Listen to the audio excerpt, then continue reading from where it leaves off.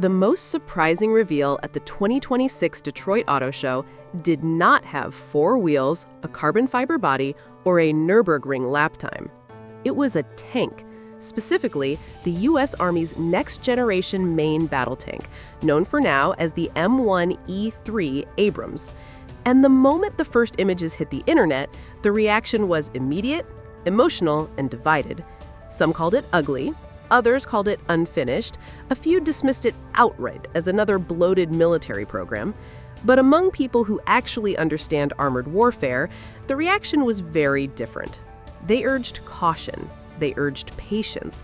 And most importantly, they warned everyone not to judge this tank by what it looks like today. Because what the M1E3 represents is not a cosmetic update, not a routine upgrade, and not a continuation of the Abrams as we've known it for 4 decades. It is the U.S. Army quietly admitting that the old assumptions about tanks no longer hold, and that surviving the battlefield of 2040 requires breaking almost every rule that defined the battlefield of 1980.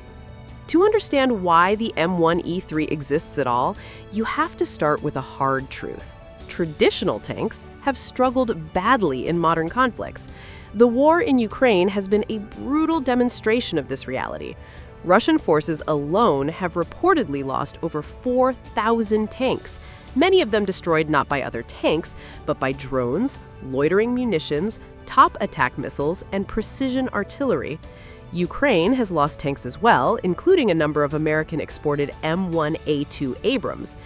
The lesson is uncomfortable, but unavoidable. Piling more armor onto a Cold War design does not automatically make it survivable in a battlefield saturated with sensors, drones, and smart weapons. For years, the U.S. Army tried to evolve the Abrams incrementally. Each new system enhancement package added more electronics, more protection, more capability, and more weight. The M1E2 SEP-V3 and the planned SEP-V4 were technological marvels, but they were also pushing the platform beyond its practical limits. At more than 70 tons, Abrams tanks were becoming logistical nightmares. Bridges could not support them. Transporting them required specialized equipment. Fuel consumption was enormous. And critically, the added mass did not solve the most dangerous threats: top-down attacks, loitering munitions, and networked kill chains that find and destroy armor faster than crews can react. In September 2023, the Army made a decision that would have been unthinkable a decade earlier. It officially canceled the M1E2 SEP-V4 program. Instead of continuing to stack upgrades onto an aging design, the Army announced it would develop a new variant called the M1E3 Abrams. The E does not stand for experimental or export. It stands for engineering, and that word choice matters. It signals a fundamental rethinking of how the Abrams works, how it fights, and how it survives. The M1E3 is not a clean sheet tank, but it is far more than a refresh. The Army has been characteristically tight-lipped about specifics, releasing only a pair of black and white detail images and a few carefully chosen statements. Testing is scheduled to begin in early 2026, which suggests the vehicle shown at Detroit is a very early prototype. And that is why the people who know tanks best are warning everyone not to read too much into its current appearance. Still, even from limited information, the direction is clear. The most important goal is weight reduction. The target appears to be roughly 60 tons, down from the 70-plus tons of the current M1E2. That alone is a massive change. 10 tons may not sound dramatic to the uninitiated, but in armored warfare, it is transformative. It affects mobility, transportability, fuel consumption, bridge classification, and even how quickly a unit can maneuver across broken terrain. Weight reduction is also a prerequisite for the second major shift: hybridization. The M1E3 is expected to use a hybrid powertrain, allowing it to move or remain stationary with the engine off for limited periods. This is not about saving fuel in the civilian sense. It is about reducing the tank's heat and acoustic signature. Modern battlefields are filled with IR sensors, thermal cameras, and drones that can spot a running engine from miles away. A tank that can sit silently, cold to sensors, is dramatically harder to detect and target. Photos from the auto show what appears to be a Caterpillar diesel engine, possibly a C-18. Some observers believe this may be a placeholder rather than the final power plant. Others speculate it could be paired with electric drive components to compensate for the loss of raw power compared to the Abrams' traditional gas turbine. Either way, the implication is clear. The Army is prioritizing efficiency, stealth, and integration over brute force horsepower. Another change that signals a philosophical break with the past is the likely adoption of an automatic ammunition loader. Abrams tanks have always required a 4-person crew, including a human loader. Autoloaders are common in European and Asian tanks, but the U.S. Army resisted them for decades, citing reliability, flexibility, and safety concerns. That resistance appears to be ending. An autoloader would allow the M1E3 to reduce its crew to 3, lowering manpower requirements and shrinking the internal volume that must be protected by armor. This reduction in crew size feeds directly into one of the most debated aspects of the M1E3, the turret.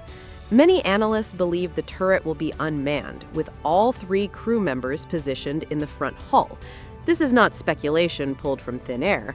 Tanks like the French Leclerc, Japanese Type 10, and South Korean K2 already use autoloaders and have explored crew reconfiguration.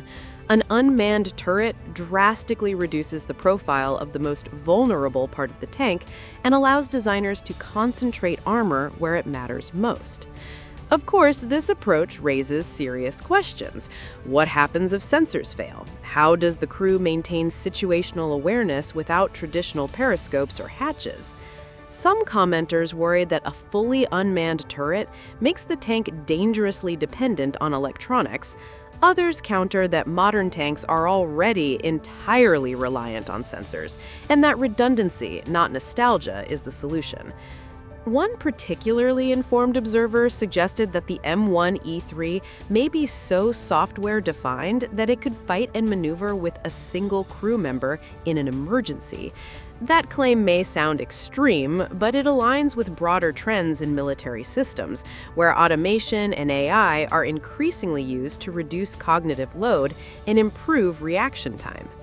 The main gun appears to remain the familiar 120mm M256 smoothbore, capable of engaging targets at ranges of up to 3,000 meters.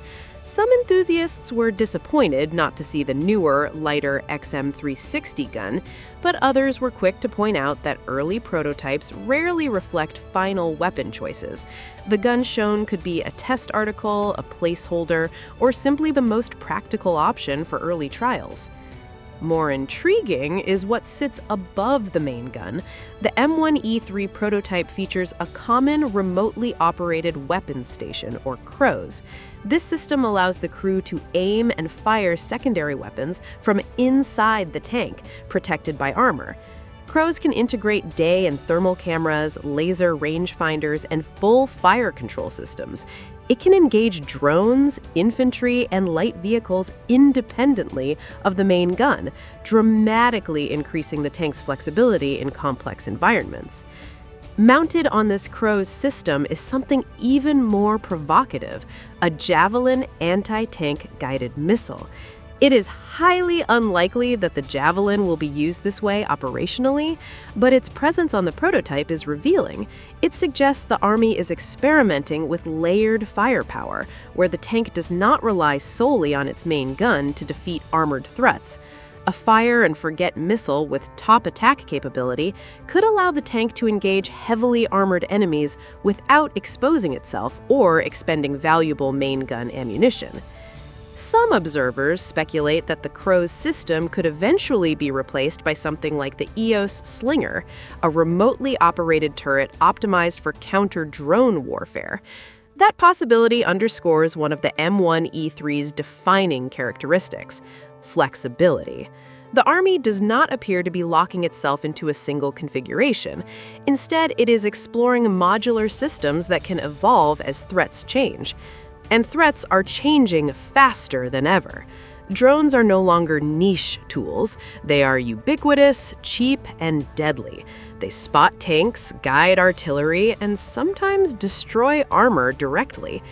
Any future tank that cannot defend itself against drones is obsolete on arrival. The M1E3's emphasis on remote weapons, sensors, and potentially active protection systems reflects that reality. All of this brings us back to the criticism that started the conversation. The tank looks strange. It looks unfinished. It looks, to some eyes, unattractive. But that reaction misses the point entirely. Early prototypes are not meant to be beautiful. They are meant to test ideas, validate assumptions, and expose problems. The Abrams itself went through years of awkward iterations before becoming the icon it is today. The real significance of the M1E3 is not what we can see, but what it implies. The U.S. Army is acknowledging that the era of the super-heavy, fuel-hungry, crew-intensive tank is ending. In its place is something lighter, smarter, more integrated, and more adaptable. A tank designed not just to survive enemy fire, but to survive the sensor-driven, drone-saturated battle space of the future. This does not mean tanks are obsolete, far from it. It means they must evolve. The M1E3 suggests that evolution will be driven less by thicker armor and bigger guns, and more by software, energy management, automation, and networked warfare. It is a tank designed to fight as part of a system, not as a lone behemoth. Much remains unknown. The Army has not disclosed final specifications, timelines beyond early testing, or how the M1E3 will integrate with other future platforms. But what we have seen is enough to understand the direction, and that direction should matter not just to tank enthusiasts, but to anyone interested in how modern warfare is changing. The M1E3 may look odd today. It may never look right to those who grew up idolizing the classic Abrams silhouette. But history suggests that the most important military vehicles are rarely appreciated at first glance. They earn their reputation not in auto shows or internet debates, but in the unforgiving reality of the battlefield.